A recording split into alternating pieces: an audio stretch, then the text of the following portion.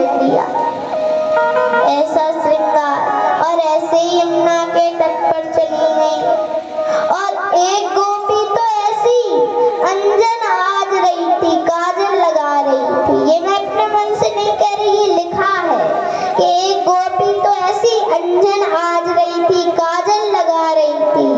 और जब मुरली सुनी है तो मुरली सुनने में इतनी डूबी है कि आंखों के साथ साथ पूरे चेहरे पर काजल लगा लिया। ऐसे ही काली कलूटी और ऐसे ही यमुना के तट पर भाग गई। तो उसे रास्ते में कुछ गोपियां मिली तो वो कहती हैं कि तुम कृष्ण से ऐसे मिलने जाओगी। अरे जब एक प्रेमिका अपने प्रीतम से मिलने के लिए जाती है तो वो तो और सज धज करके जाती है, वो तो और 16 श्रृंगार करके जाती है। तुम ऐसे कृष्ण से मिलने जाओगी? तो जो गोपी है वो कहती है हाँ मैं ऐसे ही कृष्ण से मिलने जाऊंगी। तो कुछ गोपियों ने कहा अरे तुमसे बात करना तो दूर, कृष्ण तो तुम्हारी तरफ देखेंगे भी नहीं।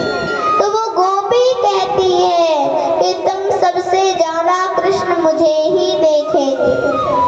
गोपियां कहती हैं क्यों, हम इतना सज धज करके आए हैं और हमें छोड़कर कृष्ण तुम्हारे काले कलूटे चेहरे को देखेंगे।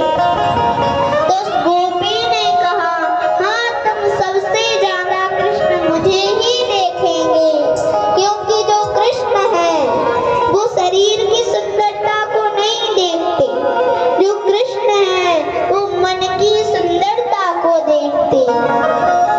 शरीर सुंदर नहीं है चल जाएगा, लेकिन यदि मन सुंदर नहीं है तो नहीं चलेगा। इस दुनिया के लोग शारीरिक सुंदरता से आकर्षित होते हैं, लेकिन जो कृष्ण है वो मन की सुंदरता से आकर्षित होते हैं। इसीलिए अपना मन सुंदर बनाओ। तो गोपी कहती है तुम सबसे ज्यादा कृष्ण मुझे ही देखेंगे। पहला कारण